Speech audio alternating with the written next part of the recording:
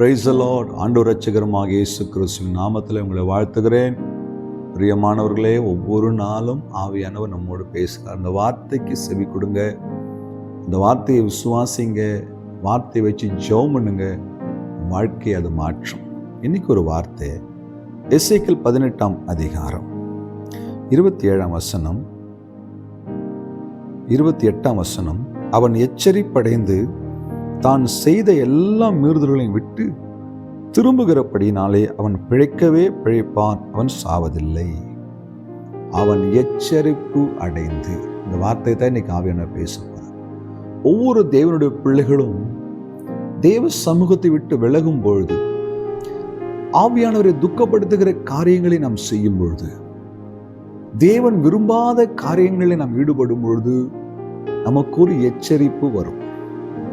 அந்த எச்சரிப்பு சத்தத்தை, அந்த எச்சரிப்பின் வார்த்தையை யார் உணர்ந்து அதற்கு ஒப்பு கொடுத்து தன்னை அர்ப்பணித்து மனம் திரும்புகிறார்களோ அவர்கள் பாதுகாக்கப்படுகிறார்கள், ஆசீர்வதிக்கப்படுகிறார்கள், உயர்த்தப்படுகிறார்கள், மேன்மைப்படுத்தப்படுகிறார்கள். ஆம் தேவ பிள்ளையே, பாவம் செய்யும் போது அவன் பாவம் செய்துக்கிட்டே இருக்கட்டும்னு அப்படியே பார்த்து கொண்டு இருக்கிற தேவன் அல்ல. என்னுடைய வாழ்க்கையில நான் செய்த பாவங்களுக்கு ஒரு தண்டனை கிடைக்கும்னா நான் தைரியமாய் சொல்லுவேன், மரணத்தை தவிர வேறு தண்டனை கிடையாது. இந்த உலகத்தில் ஒரு மனிதனும் மன்னிக்க முடியாத பாவங்களை என் இயேசு எனக்கு மன்னித்தார். ஒரு எச்சரிப்பு, சில நேரங்களில் இந்த பாவத்தை விட்டு வெளியே கொண்டு வருவதற்கு ஆவியானவர் நம்மோடு கூட போராடுவார். பயங்கரமான எச்சரிப்பு வரும், தடைகள் வரும். அந்த பாவத்தை செய்ய முடியாதபடி ஆவியானவர் நம்மை தடுக்கும்படி போராடுவார். என் வாழ்க்கையின் அனுபவத்தில் சொல்லுகிறேன். என் அன்பு தேவப்பிள்ளையே, என் குடும்பமாக நினைத்து உங்களோடு கூட பேசுகிறேன். போராடுவார். எப்படியாகலும் அவர் பிள்ளைகள் பரிசுத்தமாக இருக்க வேண்டும் என்று ஆவியானவர் போராடுவார். அந்த எச்சரிப்பு நமக்கு தெரியும், அந்த உணர்த்தப்படுதல் நமக்கு தெரியும். நம் இருதயம் அதை தப்பு என்று ஒத்துக்கொள்ளும். ஆனால் மாம்சம் அதை தாண்டி ஓட ஆரம்பிக்கும் பொழுதுதான் தேவனுடைய கோபாக்கினை வரும், தேவ கரத்தில் அடிகள் வந்து சேரும், நம் வாழ்க்கை நிர்மூலமாகி போகும். என் அன்பு தேவ பிள்ளையே, அந்த வார்த்தைக்கு எச்சரிப்படைந்து, ஆவியானுடைய வழிநடத்தலுக்கு எச்சரிப்படைந்து நாம் போகிற பாதையை மாற்றி மனம் திரும்புவோமானால் நாம் பிழைத்திருப்போம், நம்மை அவர் ஆசீர்வதிப்பார்.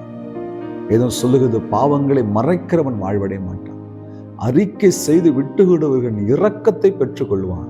ஆண்டவர் நமக்கு இரக்கத்தை தருகிற தேவன், அவருடைய பிள்ளைகளுக்கு இரக்கம் செய்கிற தேவன். ஆம் அன்பு தேவ பிள்ளை, அவர் இரக்கம் 1000 தலைமுறைக்கு இரக்கம் செய்கிற தேவன்.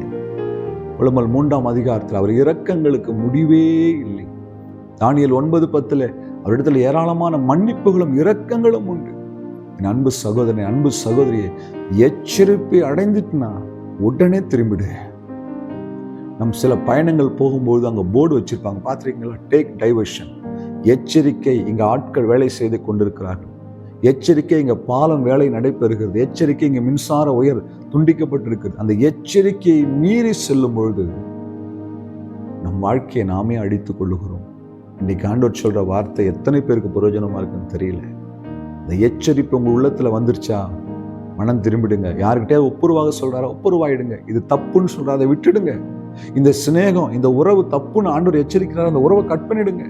இந்த உறவால எத்தனை லட்சம் லாபம் வந்தாலும் வேண்டாங்க. தேவன் விரும்பாத எந்த உறவுகளையும், தேவன் விரும்பாத எந்த நட்பையும், தேவன் விரும்பாத எந்த இடத்தையும் நீங்கள் ஒருபோதும் தேர்ந்தெடுக்காதீங்க. அதை விட்டு விலகி வந்துருங்க. கர்த்தர் விரும்புகிறது அதுதான். அதுதான் எச்சரிப்பு. இன்றைக்கு ஆவியானவர் உங்களோடு பேசியிருக்க நான் விசுவாசிக்கிறேன். என் அன்பு தேவ பிள்ளையை ஒப்பு கொடுங்க, சரண்டர் பண்ணுங்க, இரக்கத்தை பெற்றுக்கொள்ளுங்க. என்னை நேசித்து எனக்கு இரக்கம் செய்த ஆண்டவர் உங்களுக்கும் செய்வார். ஒப்பு கொடுங்க.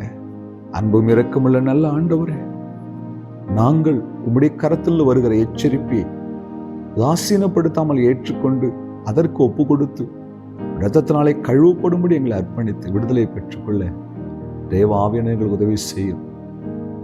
கரத்தின் கிரியைகளால் நடத்தும், நாமத்தை மகிமைப்படுத்தும். வார்த்தை கேட்கிற ஒவ்வொரு உள்ளத்திலும் கர்த்தர் பேசும்படி ஜெபிக்கிறேன். இயேசுவின் நாமத்தில் பிதாவே, ஆமென். அல்லேலூயா. God bless you.